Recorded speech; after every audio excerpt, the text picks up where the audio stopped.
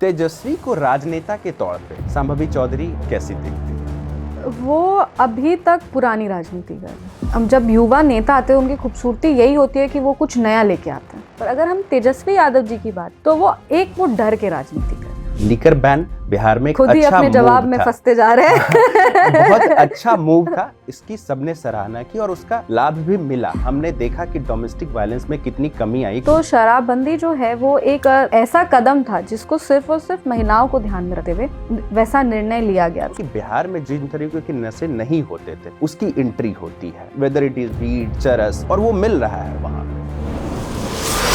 Alcohol parallel economy जो establish हो गया है, जो ब्लैक में अल्कोहल आ रहा है वो बहुत डेंजरस है। ये पॉलिसी एक प्रॉब्लम क्रिएट कर रहा है इकोनॉमी के लिए। जहरीली शराब है ये, तो या तो आप प्रशासन को बहुत ही ज़्यादा आप उसको टाइट करें, या तो आप इस पॉलिसी का एक मिडिल वे लें।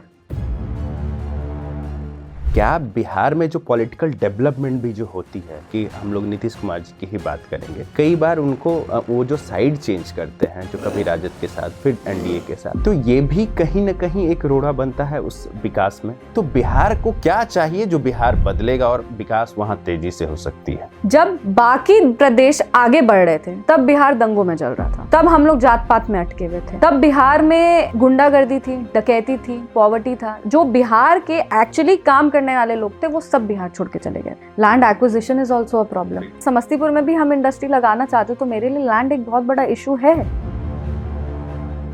A bunch of Delhi girls and हम थे और मेरे बाकी फ्रेंड्स थे जो इंडिया के अलग अलग कोने से थे। तो वो जो बंच ऑफ दिल्ली गर्ल्स थे ना, उनसे ऑटो रुक नहीं रहा था। तो दे वर लाइक, अरे तुम तो बिहारी हो, तुम एक आवाज में रोक सकती हो। सो यू नो, मतलब ये इस टाइप से स्टीरियोटाइप किया जाता है। कभी एक्सेंट को लेकर के किसी ने क्वेश्चन किया? क्योंकि मैंने उस चीज को देखा है। You never question a Bengali about their accent, you never question a south Indian people about their accent, but whenever someone from Bihar you question their accent, उनके सौ को लेके, उनको रॉ को लेकर के हमेशा एक करेक्ट करने की जो आदत है लोगों को, वो कि एक बिहारी का परसेप्शन जैसा जो सिनेमा और जो नेटफ्लिक्स का सीरीज जो क्रिएट कर दिया है कि मुंह में पान थूक रहे हैं इधर उधर, ये एक ऐसा परसेप्शन ही क्रिएट हो गया और लोगों को लगता है कि पूरा बिहार वैसा है। एक बिहार का इमेज एस्टैब्लिश हो गया उस 15 साल में। हम लोग अब उस इमेज को चेंज करने का कोशिश कर रहे हैं। मेरे फादर या मेरे दादाजी चाह लिए कि हम राजनीति करें, तो हम राजनीति नहीं कर सकते। राजनीति हम तभी कर सकते हैं जब जनता हमको चुन के भेजेगी। बिहार वासी हैं, वो इस देश की रीढ़ की हड्डी हैं। जब मिलेट्स को प्रधानमंत्री जी रिकॉग्नाइज किए थे तब लोगों को परेशानी नहीं थी, आज मखाना को कर रहे हैं तो लोगों को परेशानी है। PK as a pole strategist we all know how he is, but as a politician PK, और पीके इन बिहार आप कैसे देखती हैं? क्या आपके पति भी आने वाले में जो एक्टिव पॉलिटिक्स की बात करते हैं, is he interested in that? See he is definitely interested in politics. इस वर्ष बिहार में चुनाव होने वाला है। संभावी क्या चाहती है कि बिहार का चुनाव इस बार किन मुद्दों पर? आप सभी को प्रधानमंत्री मोदी का 2024 लोकसभा चुनाव का भाषण याद होगा, जब उन्होंने समस्तीपुर में मंच से कहा कि पूरे हिंदुस्तान के सबसे छोटी उम्र की बेटी चुनाव लड़ रही है और उसको तो जीतना ही चाहिए। मैं बात कर रहा हूँ संभावी चौधरी की। जब उनकी उम्मीदवारी की घोषणा होती है तो ये चौंकाने वाली घोषणा थी, क्योंकि एक तरीके से कई बातें हुई उनकी उम्मीदवारी को लेकर कि उन्होंने चुनाव जीतकर सबका मुंह बंद कराया और उन्होंने बताया कि मैंने अपनी दावेदारी जो है मेरी सही थी। आज हमारे साथ संभावी चौधरी हैं। हम उनसे बात करेंगे बिहार की राजनीति पे, उनके अपने जीवन पे, और अभी तक का उनका सफर कैसा रहा उस पर बात करेंगे। संभावी जी नमस्ते। नमस्ते, बहुत बहुत धन्यवाद आपका। आपने इतना अच्छा इंट्रोडक्शन दिया और आपकी पूरी टीम का बहुत आभार व्यक्त करेंगे कि आप इतना समय निकाल करके हमसे बातचीत करने आए। संभावी जी, आप बिहार से रही, दिल्ली में आपकी शिक्षा दीक्षा होती है, दिल्ली यूनिवर्सिटी में आप पढ़ाई करती हैं, अब आप पीएचडी कर रही हैं बिहार में मगध यूनिवर्सिटी से। क्योंकि मैं बिहार से हूं और मैंने बहुत कुछ देखा है, क्योंकि 2005-06 के दौरान मैं भी ग्रेजुएशन कर रहा था। मुझे लगता है आपका भी दौर वही था लगभग। तो एक बिहार को लेके कि उस समय एक मानसिकता बनी हुई थी जो बिहारियों को किस तरीके से देखते हैं, क्या वो भेदभाव आपने कभी महसूस किया क्या? हम यहाँ से शुरू करें। बिहारी होने के नाते तो हाँ, हम एक कहानी हमेशा सुनाते हैं। जब हम डीयू में आए थे और हम लोग का एक ट्यूटोरियल का ग्रुप होता था जिसमें एक प्रोफेसर होती थी और मतलब क्लासरूम को 10-15 के ग्रुप्स में डिवाइड कर दिया जाता था। और उसका उद्देश्य ये होता था कि स्टूडेंट का प्रोफेसर से वन ऑन वन इंटरेक्शन हो और रीडिंग हैबिट्स कल्टिवेट हो। हम लोग अपने जो रीडिंग्स होते थे या जो भी कोर्स होता था उसको अच्छे से ढंग से पढ़ पाए, उसको डिस्कस कर पाए। तो वैसे एक ट्यूटोरियल ग्रुप में हम बैठे थे, बहुत कम लोग थे और हम लोग की प्रोफेसर हम लोग को इंट्रोडक्शन मांग रही थी। तब हम इंट्रोडक्शन में हमेशा कहते कि हम बिहार से हैं। बिहार से। तो वो कहती है कि अच्छा you are from Bihar but you don't look like a Bihari. तो मेरे को एक सेकंड के लिए उस टाइम पे लगा कि मतलब वो बिहारी परसेप्शन क्या है लोगों में, वो काफी एविडेंटली वो लोग बोलते हैं कि एक बिहारी का परसेप्शन जैसा जो सिनेमा और जो नेटफ्लिक्स का सीरीज जो क्रिएट कर दिया है कि मुंह में पान थूक रहे हैं इधर उधर, ये एक ऐसा परसेप्शन ही क्रिएट हो गया और लोगों को लगता है कि पूरा बिहार वैसा है। इसके अलावा भी एक बार हम लोग कॉलेज के बाहर जो मेन गेट पे जैसे ऑटो रोकने का नहीं होता है, तो उस तरह से था। तो a bunch of Delhi girls and हम थे और मेरे बाकी फ्रेंड्स थे जो इंडिया के अलग अलग कोने से थे। तो वो जो बंच ऑफ दिल्ली गर्ल्स थे ना, उनसे ऑटो रुक नहीं रहा था। तो दे वर लाइक अरे तुम तो बिहारी हो, तुम एक आवाज में रोक सकती हो। सो यू नो मतलब ये इस टाइप से स्टीरियोटाइप किया जाता है एंड दे डोंट अंडरस्टैंड कि इट्स डिमीनिंग। लोगों को लगता है कि अरे ये तो बहुत मतलब मजाक में बोल दिए, बट उनको नहीं समझ में आता है कि आप बिहारी इमेज को स्टीरियोटाइप कर रहे हैं। तो ऐसे ऐसे तो बहुत सारी घटनाएं हुई हैं कि कभी कोई कह देता है अरे बिहार अरे बिहार अरे बिहार, बट हम उसी टाइम सोचते थे कि आई विल नेवर एवर अपने आइडेंटिटी से शाई करना। जैसे बहुत लोग छुपा देते हैं कि वो बिहारी है, पर हम सबसे पहले यही बोलते हैं कि हम बिहारी हैं। और ना हम कभी अपना लैंग्वेज चेंज किए, हम ही बोलते हैं, हम कभी भी मैं पे नहीं आए। और हम मतलब हमको बहुत गर्व होता है कि हम उस धरती से आते जिस धरती से चाणक्य हैं, आर्यभट्ट है, कर्पूरी ठाकुर है। तो ये हम लोग का विरासत है और इस विरासत से मतलब इससे शाय अवे करने का तो कुछ नहीं है। कभी एक्सेंट को लेकर के किसी ने क्वेश्चन किया? क्योंकि मैंने उस चीज को देखा है। You never question a Bengali about their accent. Yeah. You never question a South Indian people about their accent. But whenever someone from Bihar, you question their accent. उनके सौ को लेके, उनको रॉ को लेकर के हमेशा एक करेक्ट करने की जो आदत है लोगों को, वो ये आपके साथ मतलब कभी ये हुआ होता है हम का मतलब हम तो लखनऊ हम वाले भी मतलब बोलते हैं, पर वो कहते हैं कि उनका हम अलग है और बिहार का हम अलग है। तो हम बोले अरे ये क्या मतलब है, दोनों का हम मतलब उनका अलग ढंग है बोलने का, हम लोग का अलग ढंग है। पर ठीक है, सबका अपना अपना तरीका होता है। अच्छा, आपकी जो शिक्षा हुई वो दिल्ली यूनिवर्सिटी से हुई और आप वहाँ से लेडी श्री राम से थी, फिर आप दिल्ली स्कूल ऑफ इकोनॉमिक्स से भी पढ़ी। मैं आपका एक साक्षात्कार देख रहा था, उसमें you said you wanted to be a journalist. या देन हाउ दिस हैपेंड कि जर्नलिस्ट बनते बनते आप राजनीति में कैसे आ गए? जब हम 10th में थे तो हमको ट्रैवल जर्नलिज्म का कॉन्सेप्ट बहुत अच्छा लगता था। उस टाइम पे हम लोग मैन वर्सेस मतलब मेरे को जानवरों का भी बहुत शौक है, तो हम ये सब मैन वर्सेस वाइल्ड और ये सारे जो शोज है उसको देखते रहते थे। तो मेरे को उस टाइम पे बहुत अच्छा कॉन्सेप्ट लगता था and I love talking, I love writing. मेरे को अपने थॉट्स को मतलब साझा करना बहुत अच्छा लगता है, वो सोशल मीडिया हो वो कुछ भी हो। तो उस टाइम पे हमको लगता था कि हाँ हमको जर्नलिस्ट बनना है। इनफैक्ट हम अपना आज तक कॉलेज में जितना भी इंटर्नशिप किए हैं वो सब मीडिया हाउसेस में किए। हम दैनिक जागरण में किए थे, हम टाइम्स ऑफ इंडिया में किए थे, हम इंडियन एक्सप्रेस के लिए कॉलम्स लिखते थे। तो मेरे को और मेरा अपना ब्लॉग भी था, तब हम पॉलिसीज पे लिखते थे, अलग अलग थॉट्स अगर होता था तो वो करते थे। बट जब हम LSR गए, so I actually got into Symbiosis also for media studies. पर उस टाइम पे DU का कटआउट्स निकला नहीं था, कट ऑफ जो होता है। तो फिर मेरे डैड कह रहे थे कि अगर तुम्हारा कट ऑफ LSR से मैच कर देता है देन यू कांट, मतलब कोई भी LSR क्यों छोड़ेगा। तो फिर हम बोले ठीक है, और मेरा LSR हो गया। फिर हम LSR आ गए और मेरे डैड का ये कहना था कि मतलब अगर शुरू से ही मीडिया पढ़ लोगी तो तुम्हारा स्कोप कम हो जाएगा, और अगर तुम नॉर्मल मतलब मीडिया में तो you can come after under graduation also. तो तुम अगर तुम अंडर ग्रेजुएशन अपना कर लो प्रॉपर मतलब किसी सब्जेक्ट में, एंड पॉलिटिकल साइंस और सोशियोलॉजी दो मेरा फेवरेट सब्जेक्ट था, उसी में हम अच्छा परफॉर्म भी किए थे। तो हमको था कि नहीं हमको यही पढ़ना है।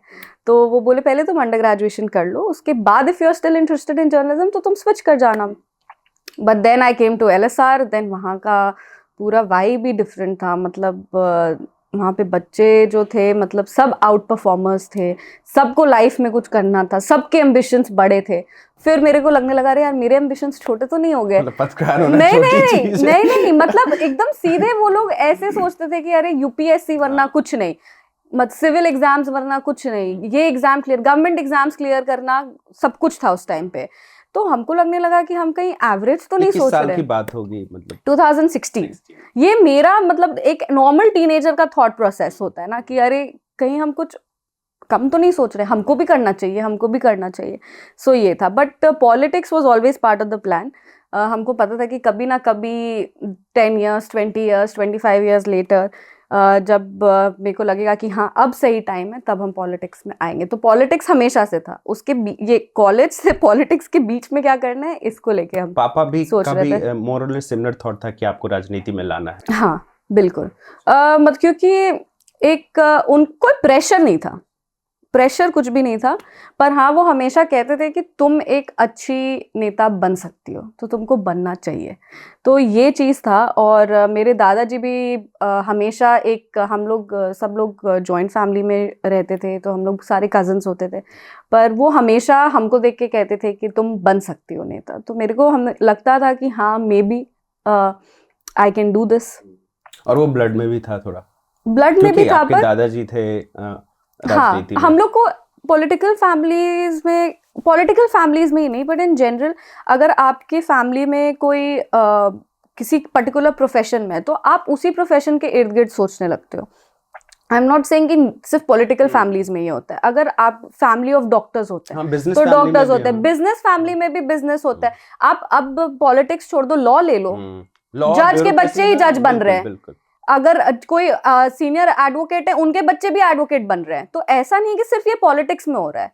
बॉलीवुड में जिसके बच्चे एक्टर्स हैं, वो भी एक्टर्स बन रहे हैं। बट ये नेपोटिज्म का जो होल डिबेट है, ये सबसे ज्यादा हाईलाइट पॉलिटिक्स और बॉलीवुड में होता है, क्योंकि हम लोग पब्लिक लाइफ में हैं। क्यों नहीं कोई जज के बच्चे से पूछ रहा है कि वो जज कैसे बन रहे हैं? क्यों कोई बिजनेसमैन का बच्चा ही बिजनेस इनहेरिट कर रहा है? वो तो नहीं सोच रहे कि यार now we should clear an exam and get into this. In fact politics is the only profession जहां पे हम लोग, मेरे फादर के चाहने से हम राजनीति नहीं कर सकते। मेरे फादर या मेरे दादाजी चाह लिए कि हम राजनीति करें, तो हम राजनीति नहीं कर सकते। राजनीति हम तभी कर सकते जब जनता हमको चुन के भेजेगी। और एक बार हम आ गए मेंबर ऑफ पार्लियामेंट, तो हम ताउम्र मेंबर ऑफ पार्लियामेंट नहीं है। हम 5 साल बाद फिर एग्जाम देंगे। जनता चाहेगी कि हाँ ये आगे बढ़े, इनको आगे बढ़ाना है, तभी हमको बढ़ा सकते हैं। तो हम लोग का तो एक ऐसा इकलौता प्रोफेशन जहाँ हर 5 साल में हम लोग एग्जाम क्लियर कर रहे हैं।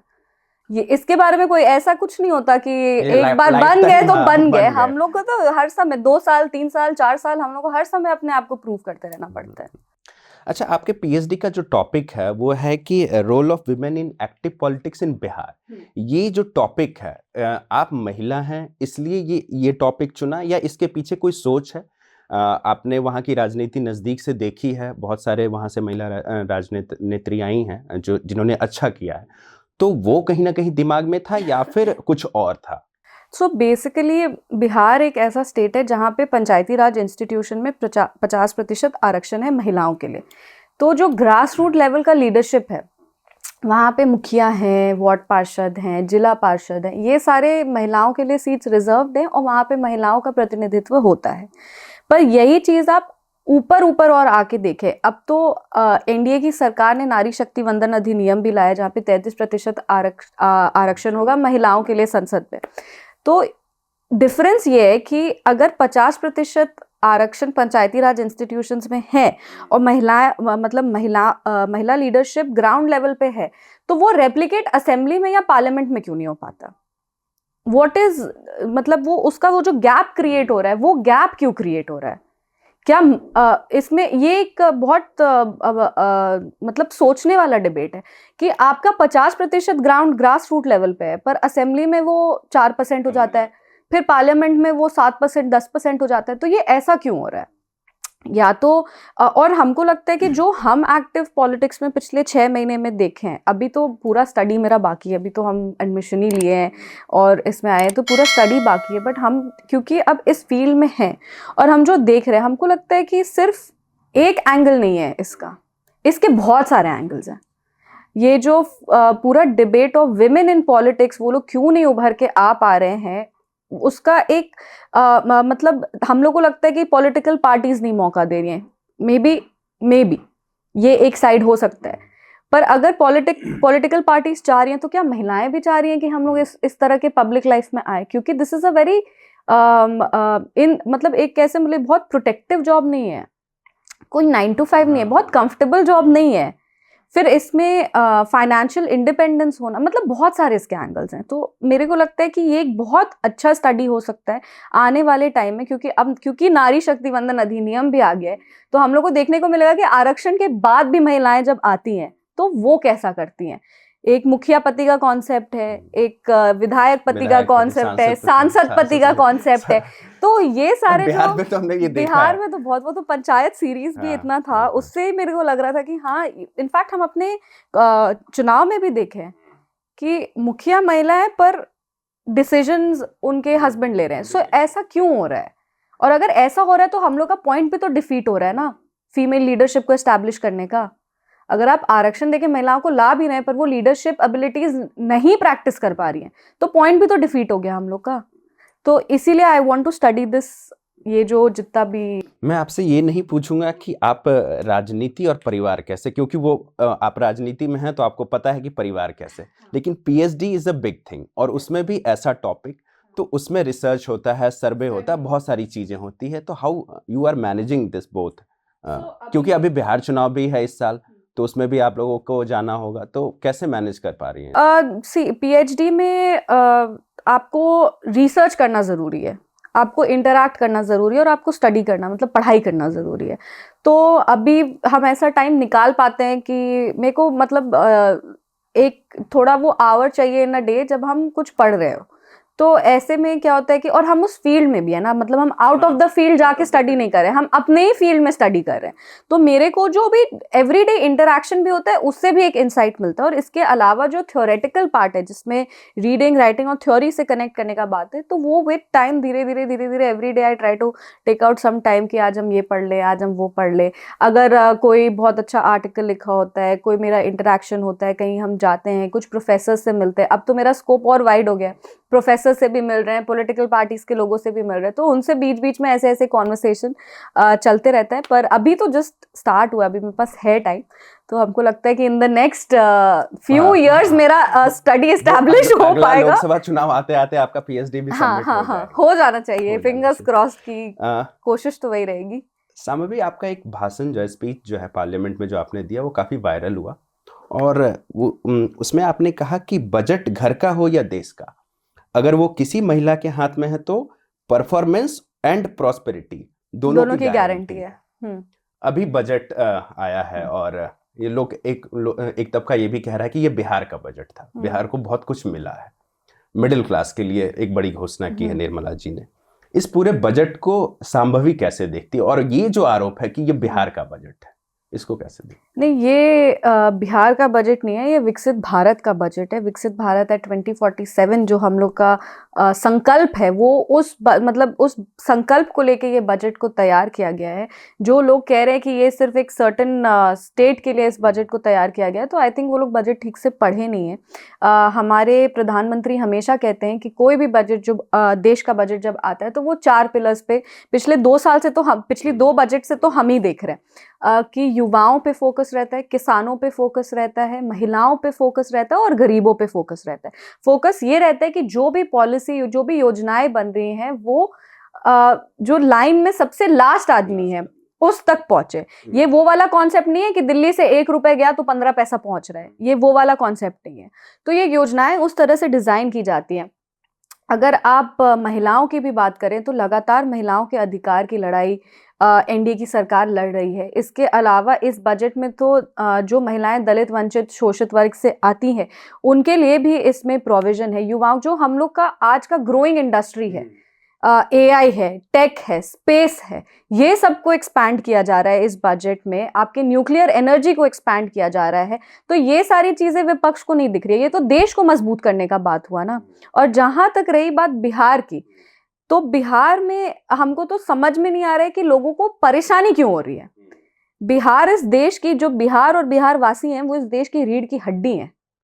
उसके मतलब मैं थोड़ा सा इस पे कहूंगा, हो सकता है उनकी वजह ये भी हो क्योंकि बिहार में इस वर्ष चुनाव होने वाला है, तो लोगों के या विपक्ष के दिमाग में जो है ये हो कि चुनाव को ध्यान में रखते हुए ये सारी घोषणा हुई है। नहीं, ऐसा कुछ भी नहीं है। जो घोषणाएं बिहार के लिए हुई है उसमें क्या है, एक वेस्टर्न कोसी कनाल है, तो ये प्रॉब्लम तो परसिस्टेंट है ना, और ये तो एनीवे इंटरनेशनल इशू है। इससे थोड़ी ऐसा है कि सिर्फ बिहार को ही फायदा होगा, वो तो पूरे ईस्टर्न एरिया को, जो बिहार में जो बाढ़ की समस्या है वो इतने साल से आप मतलब यूपीए की सरकार ने कुछ नहीं किया इसके लिए। अब जो सरकार कर रही है तो उस पर आप आरोप लगा रहे हैं कि यार ये चुनाव है इसलिए कर रहे हैं। वो तो लास्ट ईयर भी घोषणा हुई थी, लास्ट ईयर भी बिहार को स्पेशल पैकेज, जो स्पेशल प्रोविजंस होते हैं वो सारे बिहार को मिले थे। हम लोग हमेशा बिहार में उद्योग की बात करते हैं, हम लोग चाहते हैं कि बिहार को एक्सपैंड किया जाए, बिहार को की जो अर्थव्यवस्था है उसको मजबूत की जाए। निफ्टम का अनाउंसमेंट हुआ है, निफ्टम को अगर बिहार में स्टैब्लिश किया जाता है तो वो as a hub of eastern zone काम करेगा।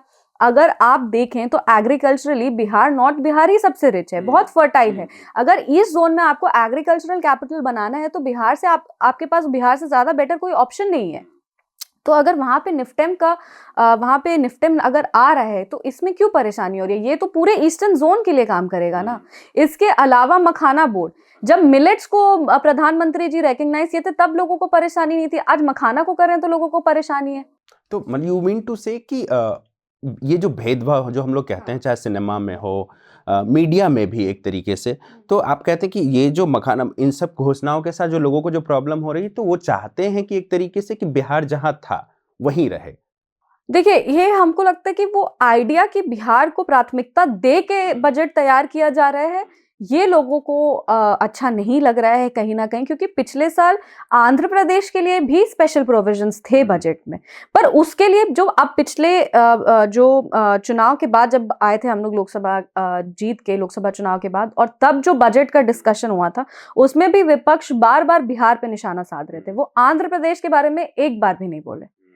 तो ये खुद ही दिखाता है कि उनकी मानसिकता क्या है। प्रोविजन सिर्फ ऐसा थोड़ी था कि आंध्र प्रदेश के लिए, सिर्फ बिहार के लिए था और आंध्र प्रदेश के लिए नहीं था, पर उन लोग अपने डिबेट में बार बार बिहार हाईलाइट किए। और आज भी, अभी तो बजट का डिस्कशन शुरू नहीं हुआ है, लेकिन जब भी बिहार को एक कोई भी स्पेशल प्रोविजन मिलता है तब लोगों को तकलीफ होती ही होती है। लोगों मतलब सेक्शन विपक्ष को बी स्पेसिफिक।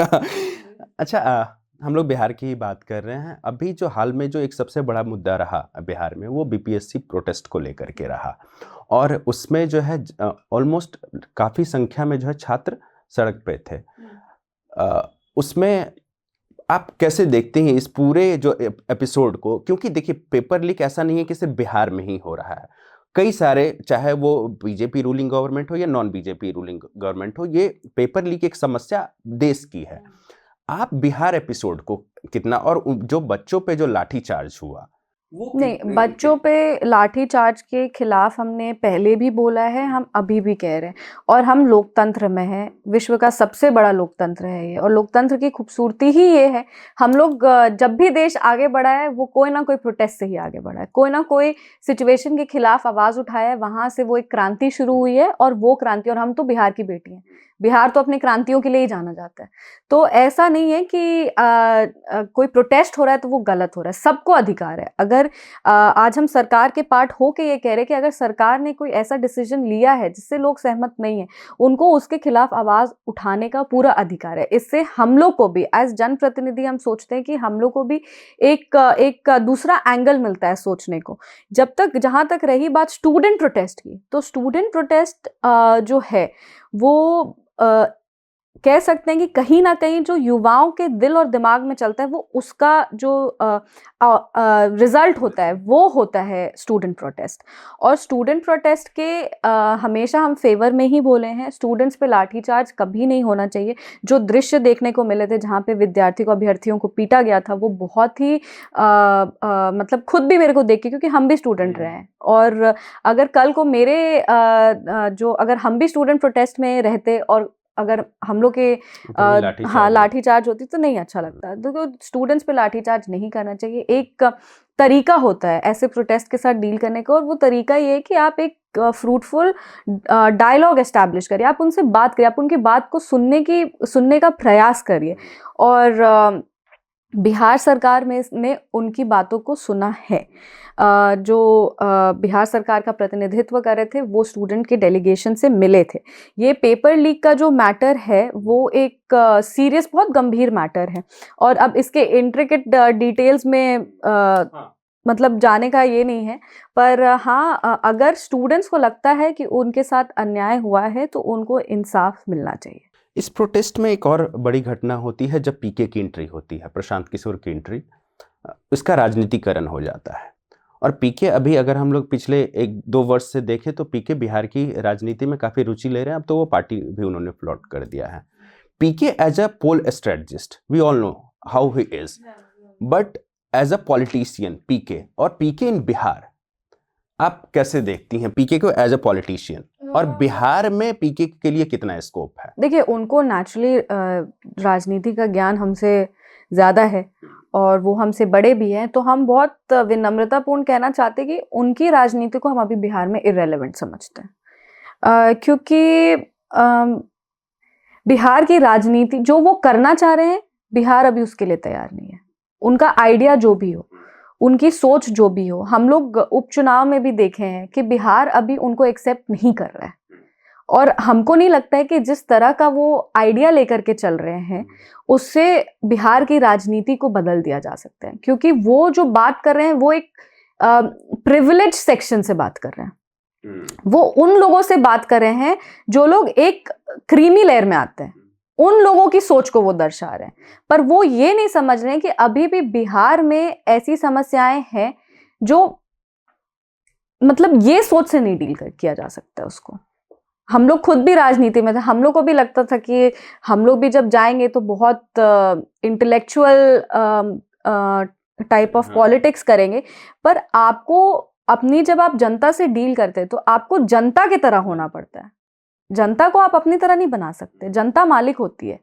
और आप जो सुपरफिशियल एक आइडियोलॉजी लेकर के चल रहे हैं कि हाँ हम बहुत पढ़ी लिखी राजनीति करना चाहते हैं, आप करिए, पढ़ी लिखी राजनीति की जरूरत है, पर आप वो भी तो देखिए कि लार्जर बिहार का जो सेक्शन है वो किस टाइप की राजनीति में मान रहे हैं।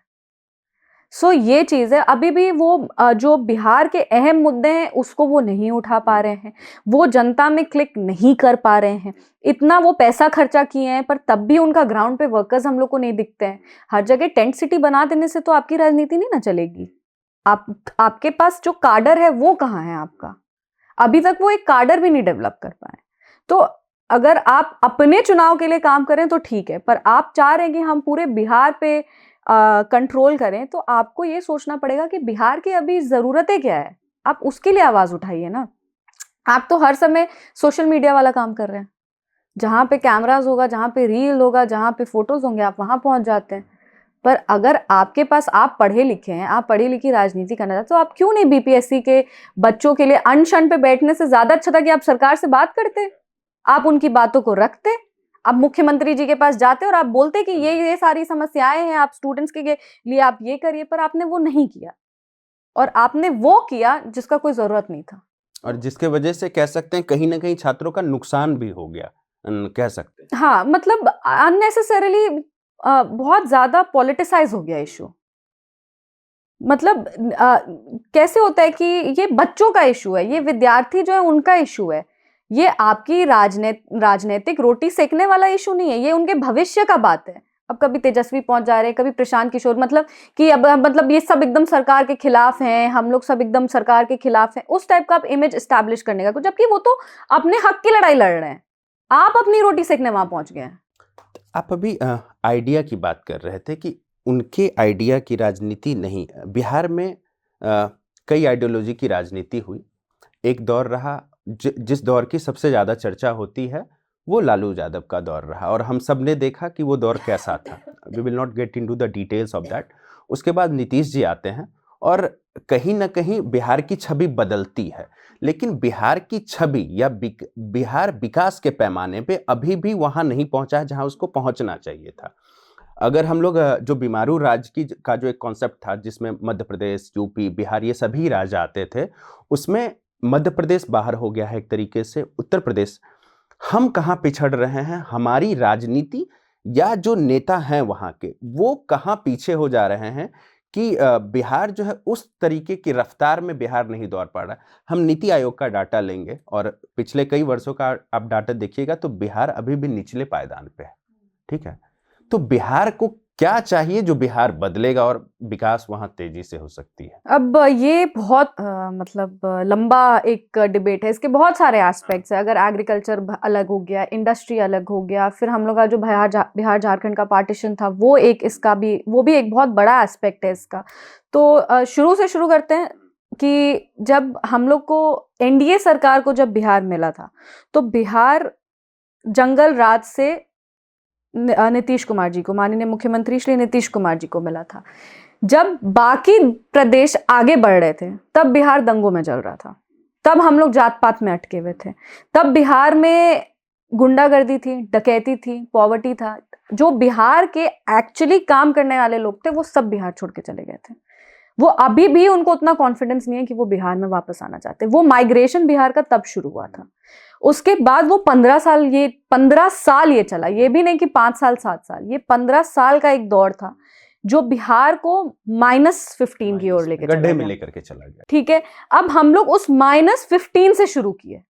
जब 2005 में एनडीए की सरकार आई, वो -15 से बिहार का डेवलपमेंट शुरू हुआ। हम लोग ग्रास रूट लेवल से शुरू किए। ऐसी कौन सी योजना है बिहार का जो आज बिहार सरकार ने ऐसी कई योजना लाई है जो आज केंद्र सरकार भी अडॉप्ट करके चल रही है। तो ऐसा नहीं है कि योजनाओं के डिजाइनिंग में, पॉलिसी में कभी कोई कमी रही है। 2005 से हम लोग का विकास का जर्नी शुरू हुआ, वहां से हम एनडीए की सरकार ने बिहार को बदलना शुरू किया। उसके बाद अगर आप, जैसे हमने कहा, बिहार झारखंड का डिवीजन भी एक बहुत बड़ा एस्पेक्ट है। बिहार झारखंड का डिवीजन बहुत बड़ा एस्पेक्ट इसीलिए है क्योंकि जो साउथ ऑफ बिहार है वो झारखंड के पास चला गया और जो नॉर्थ ऑफ बिहार है वो बहुत फर्टाइल लैंड है, एग्रीकल्चरल इकोनॉमी है वो। अगर इंडस्ट्रियल इकोनॉमी की बात करें तो उसका स्कोप साउथ ऑफ बिहार में ज्यादा है और वो चला गया झारखंड के पास। तभी आप अगर ऐसे भी देखें तो माइनिंग, इंडस्ट्रीज, इन्वेस्टमेंट, ये कैपिटल इन्वेस्टमेंट, ये झारखंड के पास ज्यादा चला गया क्योंकि हमारे पास उपजाऊ जमीन थी। और एग्रीकल्चरल रेवोल्यूशन, एक पार्ट जो है वो फ्लड से हमेशा अफेक्टेड, कोसी वाला हम लोग सौरो रिवर ऑफ बिहार, और वो कोसी भी एक इंटरनेशनल इशू है। वो सिर्फ बिहार या यूपी या झारखंड का इशू नहीं है, वो तो नेपाल का है। अब उसके लिए वो हर साल हम लोग का प्रयास रहता है कि वो डैम्स को खोला नहीं जाए, पर वो डैम्स को खोल दिया जाता है और कोसी में बाढ़ आ जाता है। कोसी में बाढ़ आता है, फिर गंडक भी स्वेल कर जाता है, भूरी गंडक स्वेल कर जाता है। तो वो जो बाढ़ की समस्या है वो भी परसिस्टेंट है। अब ये ज्योग्राफिकल प्रॉब्लम हो गया हम लोग का। उसके बाद अगर हम बात करें तो बिहार का जो 15 साल में जंगल राज में जो स्टीरियोटाइप बना है, उस स्टीरियोटाइप से हम लोग 2025 में भी उस स्टीरियोटाइप को झेल रहे हैं। जो बजट का भी अभी जो हम लोग चर्चा कर रहे थे कि बिहार को स्टीरियोटाइप किया जाता है, तो वो भी एक बहुत बड़ा एस्पेक्ट है। बिहार का इमेज एस्टैब्लिश हो गया उस 15 साल में। हम लोग अब उस इमेज को चेंज करने का कोशिश कर रहे हैं। अगर हम पॉलिसी की बात करें तो ऐसी कई योजनाएं हैं, जैसे साइकिल योजना थी, पोशाक योजना थी। ये सारी ऐसी योजनाएं जो यूनाइटेड नेशंस जैसे संस्थान रिकग्नाइज किए। तो ऐसा नहीं कि हम लोग पॉलिसी नहीं, सरकार पॉलिसी डिजाइन कर रही है। हर घर नल का जल है, वो पॉलिसी भी केंद्र सरकार अडॉप्ट की। उससे ज्यादा जो जीविका दीदी सेल्फ हेल्प ग्रुप्स है वो भी सबसे पहले बिहार में लागू हुआ था, फिर वो नेशनली हर जगह होने लगा। इसके अलावा 100% इलेक्ट्रिफिकेशन, हर घर बिजली, ये भी बिहार में पहले आया था, उसके बाद ये पूरे देश में लागू होना शुरू हुआ। तो ऐसा नहीं है कि बिहार ये कह सकते हैं, पता नहीं क्यों हमारे बिहार के नेता इसके बारे में बात नहीं करते, पर बिहार ने देश को कई ऐसी पॉलिसीज दी हैं जिसपे आज देश आगे बढ़ रहा है। अब बिहार को भी जब नीतीश कुमार जी को बिहार मिला था तो वो मात्र 23,000 का इकोनॉमी था, 23,000 करोड़ का। आज वो 2.5 लाख करोड़ का इकोनॉमी है। बिहार इकलौता ऐसा प्रदेश था जो कोविड में double digit economic growth record किया था। कोई और प्रदेश सबका 9 था, 9 पॉइंट समथिंग था। बिहार इकलौता था जो 10 पॉइंट समथिंग पे था, एग्जैक्ट नंबर हमको याद नहीं है।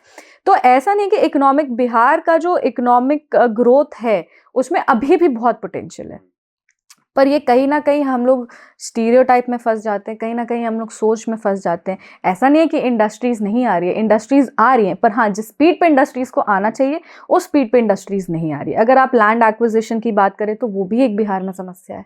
Land acquisition is also a problem. तो आप मतलब जब आप इंडस्ट्री आके, हम लोग अगर आज समस्तीपुर में भी हम इंडस्ट्री लगाना चाहते हो तो मेरे लिए लैंड एक बहुत बड़ा इशू है।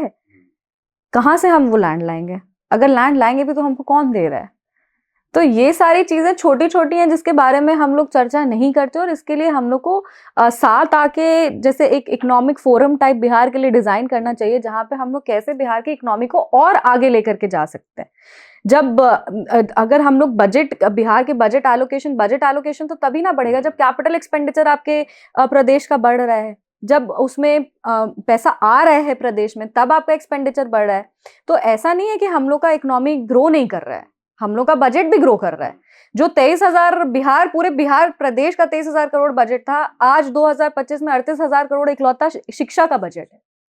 तो ऐसा नहीं है कि हम लोग का इकोनॉमिक ग्रोथ नहीं हो रहा है, पर हाँ अगर हम लोग बाकी प्रदेश के कंपैरिजन में इसको लें तो कहीं ना कहीं हम लोग स्लो हो रहे हैं, लेकिन उसको भी एक्सपीडिएट किया जाएगा। अब युवा लोग राजनीति में आ रहे हैं, बिहार की बातों को रख रहे हैं, और हमें पूरा भरोसा है कि आने वाले समय में बिहार भी बदलेगा। आप कहें कि बिहार में बहुत कुछ हो रहा है, लेकिन क्या बिहार में जो पॉलिटिकल डेवलपमेंट भी जो होती है, कि हम लोग नीतीश कुमार जी की ही बात करेंगे, कई बार उनको वो जो साइड चेंज करते हैं, जो कभी राजद के साथ फिर एनडीए के साथ, तो ये भी कहीं ना कहीं एक रोड़ा बनता है उस विकास में। देखिए, ये जो पॉलिटिकल इधर उधर होता है, उसमें डेफिनेटली पॉलिसी चेंजेस होते हैं। क्योंकि चीजें कोई सरकार किसी पॉलिसी के साथ होती है, है, कोई सरकार किसी पॉलिसी के साथ होती है, तो डेफिनेटली ये एक इशू है। पर ये भी देखना है कि माननीय मुख्यमंत्री जी बिहार में विकास का चेहरा, उनको विकास पुरुष कहा जाता है। तो जब अगर वो सेंटर एपेक्स पे ही वो है तो बहुत ज्यादा डैमेज ये चीज नहीं कर सकता है। पर हाँ, ये कहीं ना कहीं इरेग्युलैरिटी जो होता है वो तो कहीं भी प्रॉब्लम होता है ना। अगर हम लोग एक कहते हैं bumps in the road, bumps in the road, brakes लग जाता है, स्पीड में चल रहा फिर वो it's like a speed breaker, फिर वो वहां से शुरू होता है।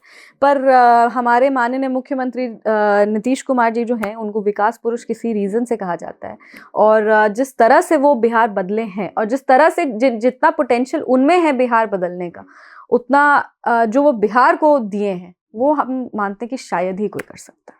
आपने नीतीश जी की काफ़ी तारीफ की, और आपकी एक नई पुस्तक भी आई है जिसमें आपने, जिस किताब का शीर्षक है the Gandhian statesman of Bihar Nitish Kumar. आपके भाषणों में गांधी दिखते हैं, आप उनको फॉलो करती हैं, आप उनके विचार से प्रभावित हैं, लेकिन आप जिस समुदाय से आती हैं वो कहीं ना कहीं हम कहते हैं उसका बड़ा तबका जो है अंबेडकर को ज़्यादा मानता है। तो शांभवी चौधरी के लिए अंबेडकर और गांधी, क्योंकि आपने इस किताब में भी नीतीश कुमार की जो तुलना की है, वो एक तरीके से गांधी की आइडियोलॉजी से वो कितने प्रभावित है, कैसे उनको उनके पॉलिसीज को अडॉप्ट किया है, तो हम इस पे थोड़ा आपसे जानना चाहेंगे। देखिए, गांधी जी या अंबेडकर जी तो कोई डिबेट ही नहीं है। हम लोग तो दोनों के बच्चे हैं, हम लोग दोनों के विद्यार्थी हैं, दोनों के आइडियोलॉजी से हम लोग सीखते हैं। और सिर्फ उन दोनों के नहीं, हम तो समस्तीपुर की बेटी हैं, हम तो कर्पूरी ठाकुर जी की भी आइडियोलॉजी से सीखते हैं, हम लोहिया जी की आइडियोलॉजी से सीखते हैं। तो ऐसा नहीं है कि क्योंकि हमने उसका शीर्षक गांधीयन स्टेट्समैन लिख दिया तो हम गांधी जी को मानते और अम्बेडकर जी को नहीं मानते। अम्बेडकर जी तो हमारे भगवान जैसे हैं, जैसा हम लोग कहते हैं कि उनके जिस तरह से हमने इंडियन एक्सप्रेस के लिए भी कॉलम लिखा था कि how Ambedkar ji was actually a feminist, इस पे भी हमने कॉलम लिखा था। उनको एक दलित लीडर तक ही सीमित कर दिया दलित लीडर तक ही उनको सीमित कर दिया गया। जगलाल चौधरी जी जो बिहार के हैं, उनके जो स्वतंत्र सेनानी हैं, उनके बारे में कोई बात नहीं करता, बट एक्चुअली में अगर दलित इमेंसिपेशन के लिए और फीमेल राइट्स के लिए, महिलाओं के अधिकार के लिए कोई लड़ाई लड़े हैं तो वो जगलाल चौधरी भी हैं, जो हमारी पासी समाज से आते हैं। तो ये सारे ऐसे हैं जिनसे हम लोग सब आज 2025 में उनकी आइडियोलॉजी से कुछ ना कुछ लेते हैं। मेरा बेसिक जो मेरी आइडियोलॉजी है, जिस तरह की राजनीति हम करना चाहते हैं, उसमें सबसे ज्यादा अगर प्राथमिकता किसी को हम दे रहे हैं तो वो समानता और सामाजिक न्याय को है। वो दोनों चीज है, वो जात की हो, वो धर्म की हो, वो आपके लिंग की हो, पुल्लिंग या स्त्रीलिंग जेंडर रोल्स हो, ये सब का जो डिवीजन है उसको क्लैश करते हुए हम सिर्फ और सिर्फ सामाजिक न्याय के लिए और सामाजिक समानता के लिए, सामाजिक समरसता के लिए काम करना चाहते हैं। ये मेरी आइडियोलॉजी, और ये हम अपने गुरुओं से ही सीखे। और हमारे गुरु गांधी जी भी हैं, हमारे गुरु अंबेडकर जी भी हैं, हमारे गुरु कर्पूरी ठाकुर जी भी हैं, हमारे गुरु जगलाल चौधरी जी भी हैं। तो ऐसा नहीं है कि एक ही को हम लोग मान के चल रहे हैं, हम लोग सबको। पर हाँ, क्योंकि हम लोग जब नीतीश कुमार जी की बात करते हैं तो उसमें हम लोग शराबबंदी की बात करते हैं, उसमें हम लोग अलग अलग पॉलिसी की बात करते हैं, तो ये सारे हाँ कहीं ना कहीं गांधी जी के आइडियोलॉजी से वो भी इन्फ्लुएंस थे, इसीलिए उस वैसा शीर्षक उस किताब का रखा गया। क्योंकि आपने शराबबंदी की बात कही तो लीकर बैन बिहार में एक खुद ही अच्छा अपने जवाब मूव में था। फंसते जा रहे बहुत हैं। अच्छा मूव था। इसकी सबने सराहना की और उसका लाभ भी मिला। हमने देखा कि डोमेस्टिक वायलेंस में कितनी कमी आई, क्योंकि मैं वहीं से हूँ। और चाहे रोड एक्सीडेंट्स में हो, डोमेस्टिक वायलेंस में क्वालिटी हो, of life, quality of life में उसकी बेहतर। लेकिन सिमिलरली जो है एक पैरेलल इकोनॉमी वहाँ पे खड़ी हो गई। और हम सभी जानते हैं कि दारू का सप्लाई वहाँ होता है, वो अवेलेबल है। और वो इकोनॉमी जिससे अब तो जो स्टेट एक्सचेकर है उसको भी नुकसान होता है, और वो जो अमाउंट है वो बहुत बड़ा है। दूसरा पक्ष इसमें एक और भी आया कि बिहार में जिन तरीके के नशे नहीं होते थे उसकी एंट्री होती है। तो इसको कैसे देखते हैं इसको? हाँ, सूखा नशा, वेदर इट इज वीड, चरस, और वो मिल रहा है वहां पे। तो लीकर बैन के वजह से जो एक नया रास्ता खुला, कह सकते हैं रास्ता खुला सही शब्द नहीं होगा, एक और भी नशे में युवा गए, एक बड़ा तबका है जो गया, जिसको शराब नहीं मिल रहा था। इस पूरे चीज को कैसे देखते हैं? देखिए सूखा नशा में जाना युवाओं का ऐसे ही दुर्भाग्यपूर्ण है। वो सिर्फ बिहार सेंट्रिक ही नहीं है, देश में कहीं भी जब युवा सूखा नशा की तरफ अगर जा रहे हैं तो ये हमारे लिए एक बहुत बड़ा चैलेंज है। क्योंकि जो ड्रग्स इंपोर्ट हो रहे हैं, जो ड्रग्स कहीं ना कहीं से आ रहे हैं, वो हम लोग के लिए क्रिटिकल इशू है। और सिर्फ बिहार जैसे राज्य में नहीं, महाराष्ट्र जैसे राज्य में है, बैंगलोर कर्नाटका में है। तो ऐसा नहीं है कि ये सिर्फ बिहार का एक प्रॉब्लम है, ये पूरे देश का भी प्रॉब्लम है। और इसके लिए हम लोग को नेशनल पॉलिसी डिज़ाइन करते हुए जो बॉर्डर कंट्रोल सिक्योरिटी है, जो हम लोग का चेकिंग है, जो इमिग्रेशन है, ये सारी चीज़ों को स्ट्रिक्ट करना बहुत ज़रूरी है। पर हाँ, अगर हम लोग शराबबंदी इन बिहार की बात करें तो शराबबंदी जो है वो एक ऐसा कदम था जिसको सिर्फ और सिर्फ महिलाओं को ध्यान में रखते हुए वैसा निर्णय लिया गया उसका था। असर भी दिखा। क्योंकि महिला जो आपके गृहस्थी है वो कहीं ना कहीं सही में सफर कर रही थी। आज लोग डरते हैं, वो डर है लोगों में, लॉ एंड ऑर्डर का फियर है। लोग पहले पी के सड़क पे महिलाओं के लिए बिल्कुल सेफ नहीं था। हम लोग तो मतलब उस एक ऐसे कह सकते हैं आपकी एक प्रिविलेज्ड साइड से हम लोग आते, पर हम लोग के लिए भी इतना अनकंफर्टेबल था। तो आप उन महिलाओं का, उन बेटियों का, उन बहुओं का सोचिए जो शायद इतने प्रिविलेज सेक्शन से नहीं आते। हम लोग को रात में नहीं, आज मरीन ड्राइव पे आप जाइए तो ये क्या आज से शराबबंदी के पहले आप ऐसा देख सकते थे? आज कम से कम लोग पी के खुले में तो कह सकते हैं 1 बजे 2 बजे तक पटना जैसा जगता है। अगर ये जो फियर ऑफ लॉ है वो क्रिएट हुआ है शराबबंदी से। कहीं ना कहीं लोग जो पहले शराब पी के तमाशा करते थे, जो जिस तरह का उनकी हरकतें थी, जिस तरह से ईव टीजिंग होता था, लोग के लिए, महिलाओं के लिए, बेटियों के लिए चलना मुश्किल हो जाता था। तो कहीं ना कहीं ये एक बहुत मेजर रोल प्ले किया है क्वालिटी ऑफ लाइफ और जो एक सोशल लाइफ होता है बिहार में बिल्डअप करने को महिलाओं के लिए। अब डोमेस्टिक वायलेंस की हम लोग अगर बात करें तो हाँ, डोमेस्टिक वायलेंस में भी कमी आई है। हाउस होल्ड एक्सपेंडिचर जो होता है वो कहीं ना कहीं घर का इम्प्रूव किया है, क्योंकि पहले तो जो लोग पैसा कमाते थे वो शराब में चला जाता था, अब ऐसा नहीं है। अब हाउस होल्ड एक्सपेंडिचर बेटर हो रहा है, लोगों का हाउस होल्ड कंजम्पशन बेटर हो रहा है, ये हम लोग को बजट में भी देखने को मिलता है। पर शराबबंदी का एक और एस्पेक्ट पैरेलल इकोनॉमी है, और पैरेलल इकोनॉमी वाला जो अल्कोहल, पैरेलल इकोनॉमी जो एस्टैब्लिश हो गया है, जो ब्लैक में अल्कोहल आ रहा है, वो बहुत डेंजरस है। और वो भी घटिया स्तर की चीजें। लोग का बिहार में ये एक अवेयरनेस होना चाहिए, ये लोगों में खुद की सोच में भी होना चाहिए कि नहीं, ये मेरे लिए डेंजरस है। ये बात शराबबंदी है नहीं है, मेरा life my life my rules वाली बात नहीं है, ये एक अवेयरनेस की बात कि अगर वो कहीं ना कहीं से इंपोर्ट हो रहा है, दैट इज 100% स्पाइक्ड, एंड ये हम लोग का भी जिम्मेदारी बनता है कि हम लोग उसको कंज्यूम ना करें, जो जहरीली शराब का बात हो रहा है। पर अगर शराबबंदी की हम लोग इन टोटल पॉलिसी की बात करें तो हमको लगता है कि वो पॉलिसी बहुत ईमानदारी से, बहुत खूबसूरती से उस पॉलिसी को सोच करके डिज़ाइन किया गया था, सिर्फ और सिर्फ महिलाओं के लिए। पर अब उस पॉलिसी का एक एस्पेक्ट ये भी आ रहा है कि कहीं ना कहीं ये पॉलिसी एक प्रॉब्लम क्रिएट कर रहा है इकोनॉमी के लिए। हाँ। जहरीली शराब है ये है, तो या तो आप प्रशासन को बहुत ही ज्यादा आप उसको टाइट करें, या तो आप इस पॉलिसी का एक मिडिल वे लें। तो ये चीज़ जो है ये अभी भी डिबेटेबल है। हम लोग जब शराबबंदी की बात करते हैं, ऐसे बहुत सारे कम्युनिटीज़ भी हैं जिनका ट्रेडिशनल, पासी समाज का ही ट्रेडिशनल जो जॉब था तारी का था। तो हम लोग के कम्युनिटी के भी लोग होते हैं जो बहुत सफ़र कर रहे हैं। प्रशासन कहीं ना कहीं उनको परेशान कर रही है, और हमारे माननीय मुख्यमंत्री श्री नीतीश कुमार जी ने बार बार कहा है कि जो इस समाज से आ रहे हैं, जिनका ट्रेडिशनल ऑक्यूपेशन ही ये है, उनको प्रताड़ित ना किया जाए। उनके लिए वो राशि भी आवंटित की है, एक दूसरा लाइवलीहुड एस्टैब्लिश करने के लिए जो राशि मिलती है वो भी आवंटित किया गया है। पर कहीं ना कहीं ये जो जब आप नीचे नीचे नीचे नीचे जाने लगते हैं तो कहीं ना कहीं ये डाइल्यूट होने लगता है, और इसीलिए ये प्रॉब्लम आता है। तो इसका अगर या तो हम लोग को बहुत ही मतलब कह सकते हैं कि फोकस के साथ प्रशासन को हैंडल करना पड़ेगा, और नहीं तो फिर इसका एक मिडिल पाथ लेना पड़ेगा। आपने सामाजिक बराबरी और सामाजिक समरसता की बात कही।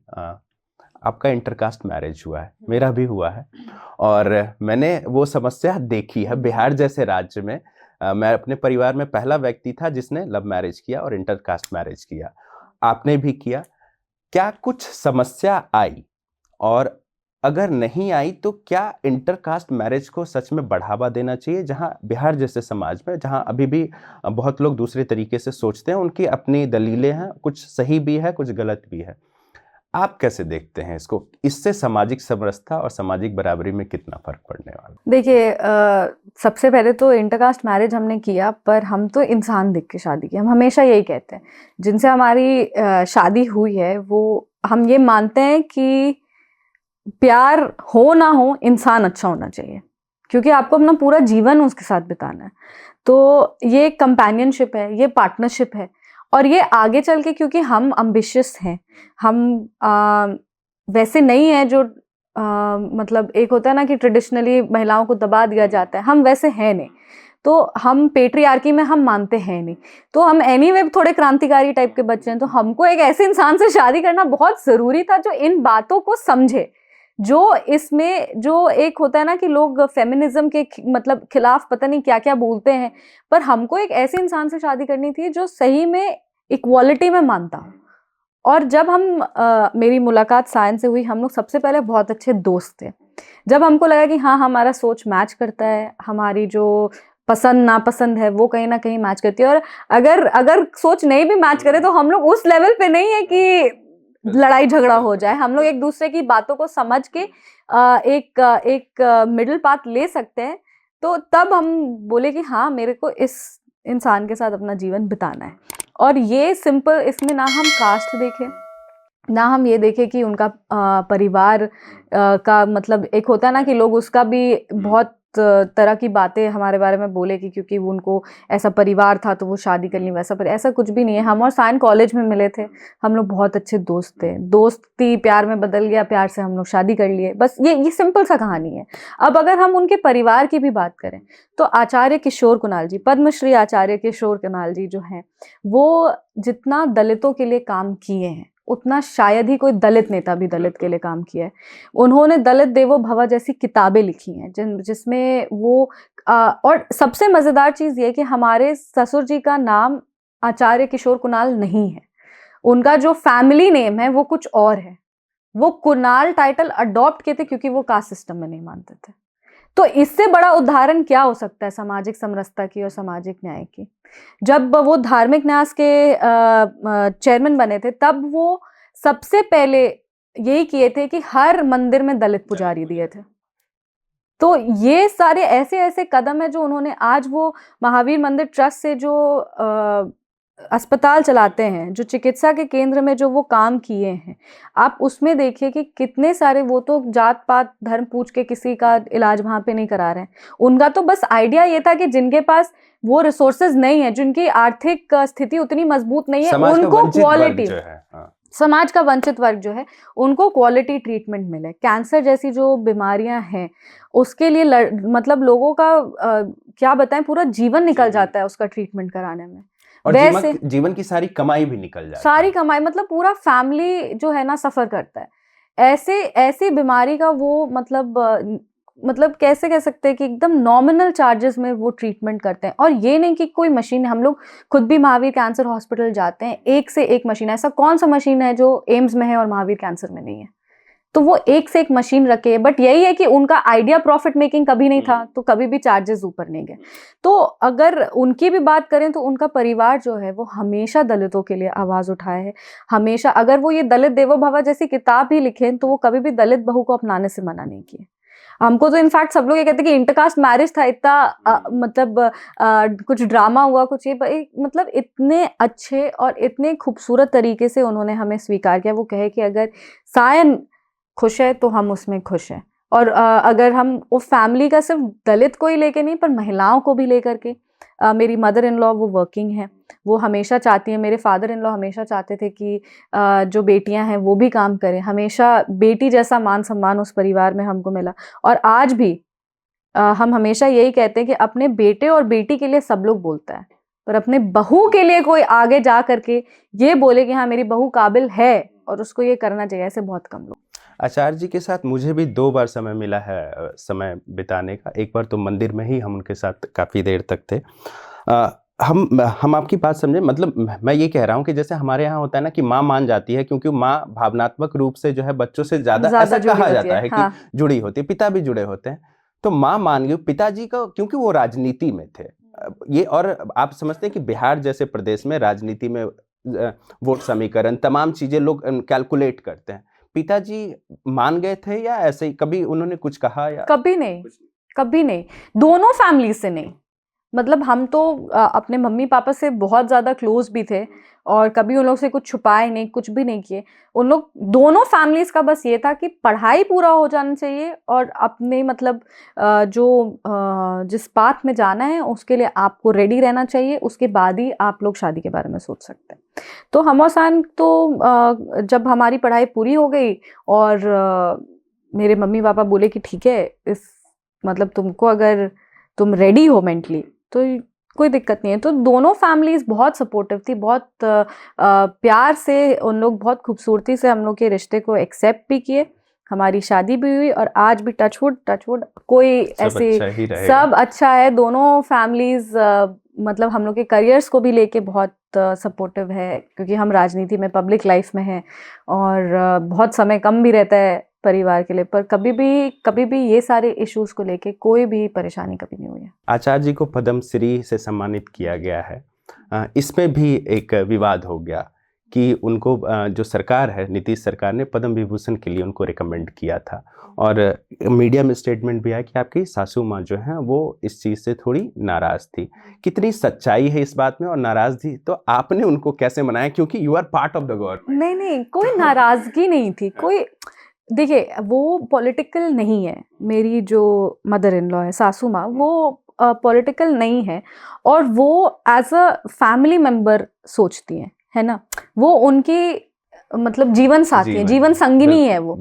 अब उनके लिए तो वो बोलेंगी कि अब भारत रत्न भी कम लगेगा, समझ रहे हैं।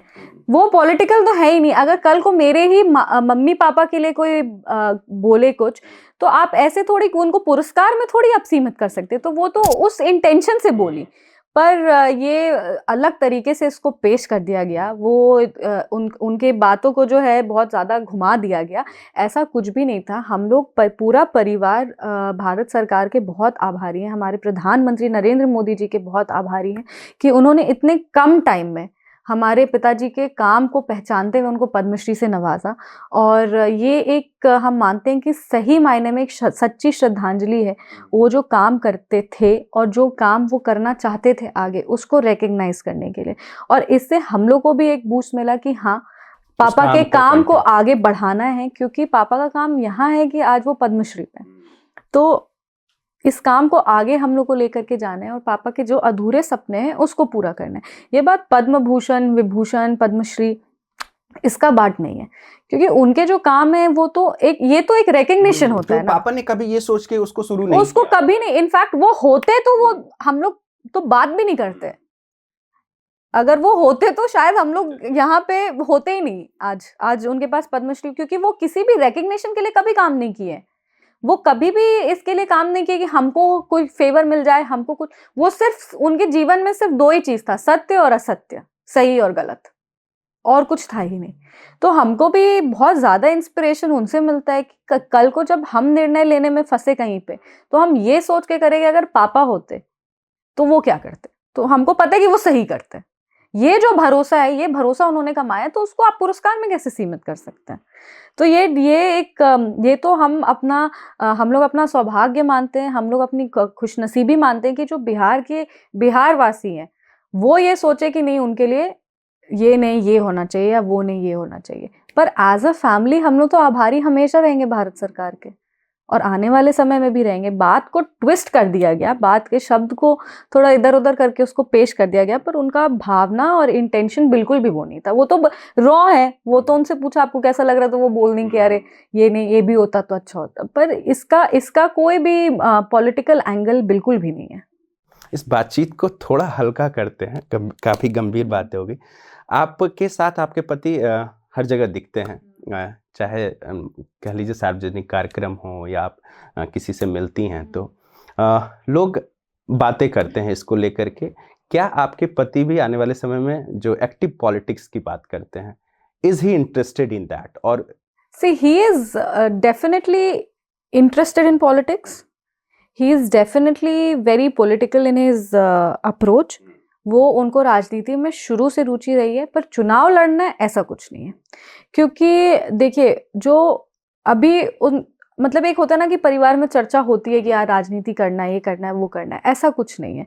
उनके पास कई संस्थानें हैं जिनका ध्यान उनको रखना है, और वो बहुत बृहद स्तर पे है। हाँ, और उनके अभी जब तक पापा थे तब तक तो हमेशा बच्चा प्रोटेक्टेड रहता है। आज पापा नहीं है तो उनके भी अधूरे काम है जिसको पूरा करना है। तो इस तरह से हम लोग नहीं सोचते कि हाँ चुनाव ना, अब मतलब ये एक पता नहीं क्यों ये एक हवा चला हुआ है कि सायन भी शायद चुनाव लड़े, पर इसके बारे में सच बताएं तो ना कभी कोई चर्चा हुई है, ना कभी कोई, क्योंकि वो पॉलिटिकल है तो लोगों को लगता है कि अरे इनको भी चुनाव लड़ना है। पर हम लोग कभी भी एज अ फैमिली इस चीज़ को ना डिस्कस किए, ना हम लोग के पास कोई प्लान है, ना हम लोग के पास कोई आइडिया है। हम लोग का बस यही है कि जो काम अभी हमारे पास है, जो काम हम लोग के हाथ में, जैसे समस्तीपुर है, समस्तीपुर लोकसभा का खुद का काम इतना ज़्यादा वहाँ का काम है, वहाँ पे इतनी सारी चीज़ें हम लोग को अभी भी करनी है। यहाँ अगर हम लोग सायन की तरफ बात करें तो कितनी सारी संस्थानें वो चल रही हैं, तो हम लोग तो अभी इसी पे फोकस किए हुए हैं। हमारा भी चुनाव लड़ने का कोई फोकस नहीं है। आपकी कॉन्स्टिट्यूंसी की बात करेंगे समस्तीपुर की, वहाँ पे भी दो चीज़ें, रोजगार देखिए एक कॉमन मुद्दा है, पूरे देश का मुद्दा है, लेकिन जॉब क्रिएशन को लेकर के क्योंकि आप खुद पढ़ी लिखी हैं, आप देख रही हैं, चाहे बिहार हो दिल्ली हो, आपने सब जगह देखा है। जॉब क्रिएशन को लेकर के क्या कुछ दिमाग में है? और जो उसका समस्तीपुर का भी एक पार्ट है जो बाढ़ से प्रभावित रहता है, जैसे कल्याणपुर वाला एरिया हो गया, और दरभंगा की तरफ से कुशेश्वर है, कुशेश्वर वाला जो जगह है, उसको लेकर के क्या है कि कुछ है दिमाग में प्लान की जॉब कैसे क्रिएट किया जाए वहाँ लोकल्स के लिए? और क्योंकि वहाँ के भी बहुत बच्चे बाहर जाते हैं, और बाढ़ को डील करने के लिए क्या है कि बाढ़ से जो अफेक्टेड एरिया है, देखिए जब ये कोसी कनाल प्रोजेक्ट जब बन के तैयार हो जाएगा तो काफ़ी राहत बाढ़ में ऐसे ही मिल जाएगी। इसके अलावा हम लोग का जो जहाँ पे बाढ़ की समस्या है, वहाँ पे हम लोग एक ऐसा इंफ्रास्ट्रक्चर तैयार कर रहे हैं, पुल से, रोड से, जो ऑल वेदर हो। तो मतलब वहाँ पे डेफिनेटली इंफ्रास्ट्रक्चर वाइज बहुत बेटर इम्प्रूवमेंट हम लोग कर रहे हैं। जैसे जो जिस तरफ से बाढ़ जाता है उसके ऊपर हम लोग पुल बना रहे हैं ताकि लोगों के जो लाइवलीहुड्स हैं उसको नहीं, रिहैबिलिटेशन पे भी हम लोग फोकस करें कि जो जोग्राफिकल प्रॉब्लम है उसका हम लोग क्या कर सकते हैं। आप फ्लड मिटिगेशन कर रहे हैं, कोसी कनाल बना रहे हैं, वाटर डाइवर्जन बना रहे हैं, तो ये सारी चीज़ें तो कर रहे हैं, पर जो रिवर बेड का अपना नॉर्मल कोर्स है वो तो उस कोर्स में फ्लो करेगा। इसीलिए हम लोग रिहैबिलिटेशन पे फोकस कर रहे हैं। हम लोग जो बाढ़ ग्रसित जब जो इनिशिएटिव सरकार लेती हैं, कम्युनिटी किचन चलता है या फिर मतलब कुछ राशि मिलती है तो कॉम्पनसेशन मिलता है, तो ये सारी चीज़ें जो हैं उस पे भी हम लोग उसका क्वालिटी हम लोग बेटर करें, उस पे हम लोग फोकस कर रहे हैं। जॉब क्रिएशन की अगर बात करें तो जॉब क्रिएशन एक होता है सरकारी जॉब, तो सरकारी जॉब तो मैं वो सरकारी नौकरी की बात हाँ, नहीं कर रहा। आप प्राइवेट जॉब्स की बात करें तो हम लोग इंडस्ट्रीज पे लगे हुए हैं। जैसे वहाँ पे बहुत अच्छा जो quality of corn, white corn particularly जो होता है वो समस्तीपुर में बेस्ट क्वालिटी का होता है। तो मकई है, तंबाकू है, कई सारी हाँ, चीजें तो वहाँ पे। हम लोग उस पे फोकस कर रहे हैं कि कहीं ना कहीं हम लोग उसके एक्सपोर्ट इंपोर्ट पे लगें। इसके अलावा एथेनॉल पे सब्सिडी है, तो हम लोग का प्रयास यही रहेगा कि एक एथेनॉल प्लांट अपने समस्तीपुर में भी लगे। इसके अलावा इंडस्ट्रीज से मिलना, उनको इनवाइट करना, इन्वेस्ट कराना, लैंड एक्विजिशन करना, ये सारी चीज़ें जो हैं वो एक, जैसा हमने पहले भी कहा कि land acquisition is a problem, तो ये सारी चीज़ों पे हम लोग का डेलिबरेट डिस्कशंस चलता रहता है, कब कैसे करना है, कैसे कैसे इंडस्ट्रीज़ को लाना है, तो ये सारी चीज़ों पे बात होती रहती है।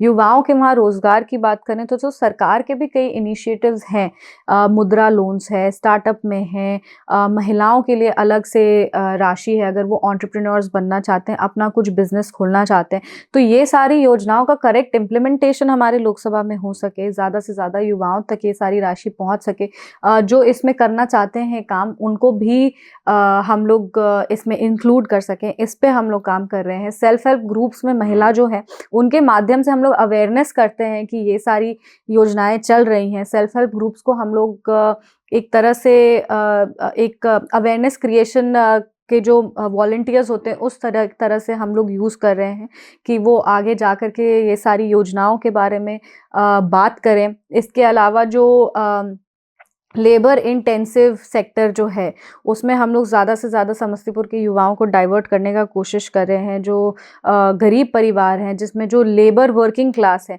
उसका जो काम होता है उसको हम लोग डाइवर्ट कर रहे हैं। जो समस्तीपुर में ही अगर कहीं काम चल रहा है, जो प्राइवेट कंपनीज काम करती हैं, कंस्ट्रक्शन कंपनीज काम करती हैं, ये सब में भी हम लोग युवाओं को समस्तीपुर के लोकल ही लेबरर्स हों इस पे हम लोग फोकस कर रहे हैं। तो मतलब काफ़ी तरह से काम चल रहा है और हमको लगता है कि ये मतलब 1-2 साल लगेगा इसमें एक्चुअल डिफरेंस दिखने में, थोड़ा टाइम लगेगा, पर हम लोग को हम ये मानते हैं कि हम लोग सही डायरेक्शन में चल रहे हैं। अगर हम जो सोच रहे हैं वो करेक्ट तरीके से हम उसको इम्प्लीमेंट कर पाए और अगर वहाँ से लोगों का भी साथ रहे तो समस्तीपुर में काफ़ी हद तक डिफरेंस क्रिएट, क्योंकि एक होता है इंफ्रास्ट्रक्चर आपका इम्पॉर्टेंट है। अगर आपको एम्प्लॉयमेंट क्रिएट करना है तो इंफ्रास्ट्रक्चर बहुत इंपॉर्टेंट है, क्योंकि अगर रोड्स ही नहीं होंगे और पुल ही नहीं होगा और हाईवेज ही नहीं होंगे तो आपके पास कौन कंपनी आएगी। आप कनेक्टिविटी ही नहीं प्रोवाइड कर पाएंगे और कनेक्टिविटी सिर्फ सामान इधर उधर लाने के लिए नहीं, अगर आपको एम्प्लॉयमेंट जनरेशन, तो हमारी बेटियां सही सुरक्षित ढंग से काम पे पहुंच सके और काम से वापस आ सके, तो ये भी बहुत इंपॉर्टेंट है सेफ इंफ्रास्ट्रक्चर डेवलप करना। तो इंफ्रास्ट्रक्चर पे तो बहुत ही काम हो रहा है समस्तीपुर में। समस्तीपुर लोकसभा में मतलब पेंडिंग 10 साल के काम को हम लोग अभी पूरा पूरे मजबूती से आगे बढ़ा रहे हैं। उसमें सरकार का बहुत बड़ा योगदान है, बिहार सरकार का, क्योंकि हमारे पिताजी बिहार सरकार में हैं। तो हम लोग लगातार यही कोशिश करते हैं कि ज़्यादा से ज़्यादा टूरिज्म सेक्टर हो। उसको कुशेश्वर स्थान को कल ही कैबिनेट ने अप्रूव किया कि कुशेश्वर स्थान को टूरिस्ट हब में उसको डेवलप किया जाएगा। इसके अलावा जितने भी आरओबी दोनों था पेंडिंग वो भी अप्रूव हो गया है। छोटे छोटे जितने भी रोड हैं, सड़क हैं, वो सारा अप्रूव हो रहा है।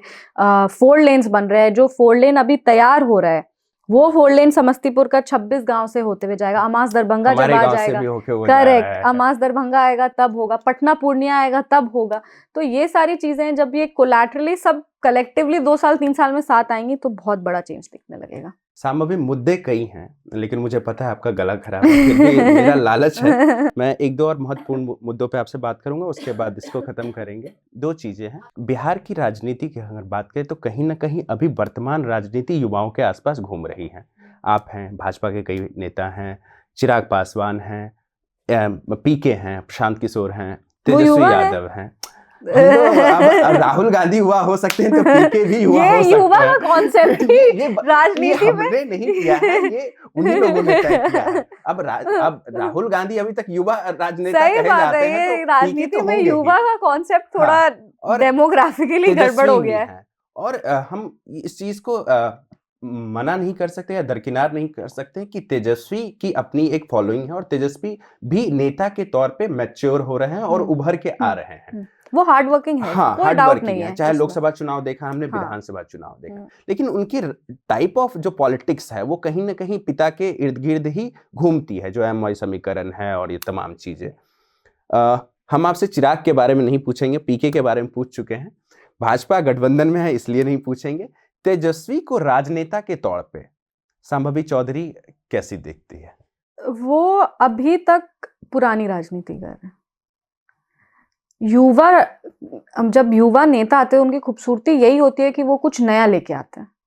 हम ही थर्ड जनरेशन पॉलिटिशियन है। मेरी राजनीति मेरे पिताजी की राजनीति से बहुत अलग है, बहुत अलग है। हम लोग का काम करने का ढंग बहुत अलग है। हम लोग में कभी कभी अगर कुछ ग्लिच भी होता है तो हम लोग उसको बैठ के मतलब हम उनको समझाने का कोशिश करते हैं कि हम कहते हैं कि हमको राजनीति मत सिखाओ।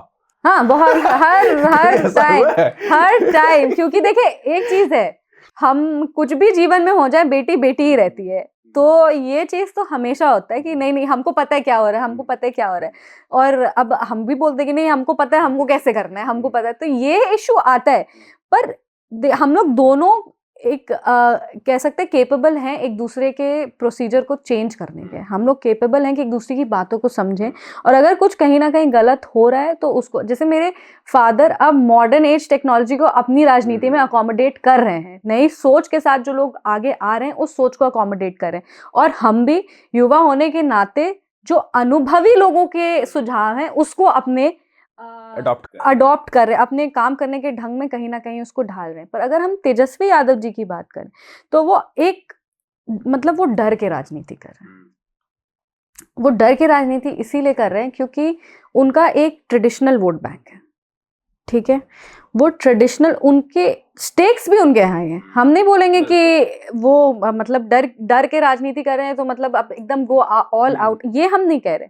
उनका स्टेक्स बहुत हाई है, ये बात हम मानते हैं। पर जो उनका राजनीति का जो एक उनके जो ट्रेडिशनल कोर वोटर्स हैं वो उन्हीं को अपीस करने में रह गए हैं। वो डर रहे हैं किसी और कुछ और एक्सपेरिमेंट करने में। वो नया तो जोड़ ही नहीं पा रहे। अगर वो नया जोड़ पाते तो इतने मतलब जो लोकसभा का रिजल्ट रहा है या जो उपचुनाव का, वो खुद ही बोले थे कि उपचुनाव सेमीफिनाले है 2025 का, तो वो 4 सीट हार गए। तो ये चीज नहीं है कि वो मतलब समझ नहीं रहे, पर वो ऐड नहीं कर पा रहे। वो ऐड नहीं कर रहे हैं क्योंकि वो जब एडिशन करेंगे उनको डर है कि जो उनके ट्रेडिशनल है वो टूट जाएंगे। तो ये इसका अगर वो सोल्यूशन निकाले, क्योंकि हार्ड वर्किंग तो वो है, कोई डाउट नहीं है इसमें, मेहनत तो वो पूरी कर रहे हैं। वो दिखता हाँ, पर वो इर्द गिर्द उसी समीकरण में घूम रहे हैं। अगर वो कह रहे हैं हम युवा के नेता है तो वो युवाओं को मौका ही नहीं दे रहे, वो युवा को आगे ही नहीं कर पा रहे हैं। वो युवा के नेता है पर वो युवा सोच को नहीं अकोमोडेट कर पा रहे। वो आज वो बात सब चीज का करते हैं, कहीं कहीं जाते हैं वो लंबे लंबे जो कॉन्क्लेव्स वगैरह में आजकल देख रहे हैं कि वो जा रहे हैं, बहुत इंटरव्यूज वगैरह भी, हाँ वो घूम रहे हैं पूरा। तो ऐसा नहीं कि उनको एक्सपोजर नहीं है, पर वो ये एडिशन सब्ट्रैक्शन करने से डर रहे हैं। और हम लोग अब उस ट्रेडिशनल राजनीति जो आदरणीय लालू यादव जी करते थे, या फिर जो अब अगर हम अपने राष्ट्रीय अध्यक्ष की ही बात करें तो वो रामविलास पासवान जी की राजनीति से, उनसे प्रेरणा लेकर के वो अपनी एक राजनीति कर रहे हैं। वो युवाओं को अकोमोडेट कर रहे हैं, वो महिलाओं को अकोमोडेट कर रहे हैं। वो एक ऐसे नेता हैं जो अक्रॉस कास्ट और क्लास लोग उनको अपना रहे हैं। तो वो इसीलिए कर रहे हैं क्योंकि वो मॉडर्न एज की सोच से वो आगे बढ़ रहे हैं। वो ये सोच से बढ़े कि हमको बिहार के लिए काम करना है। वो ये नहीं सोच रहे कि हमको अपने समीकरण के लिए काम करना है। ये डिफरेंस आ तभी रहा है। उनकी एक्सेप्टेबिलिटी कहे तो बढ़ी भी है वो, और वो दिखता भी है। बिल्कुल, अभी 100% स्ट्राइक रेट पूरे देश में किस पार्टी का है? और वो उसको मेंटेन किए हैं, सिर्फ बिहार में ही नहीं, झारखंड में भी है। तो वो उस चीज को मेंटेन करते हुए जा रहे हैं। आज दिल्ली में भी जब चुनाव चल रहे हैं, तब भी उनकी जो लोकप्रियता है वो हम लोग सबको देखने को मिल रही है।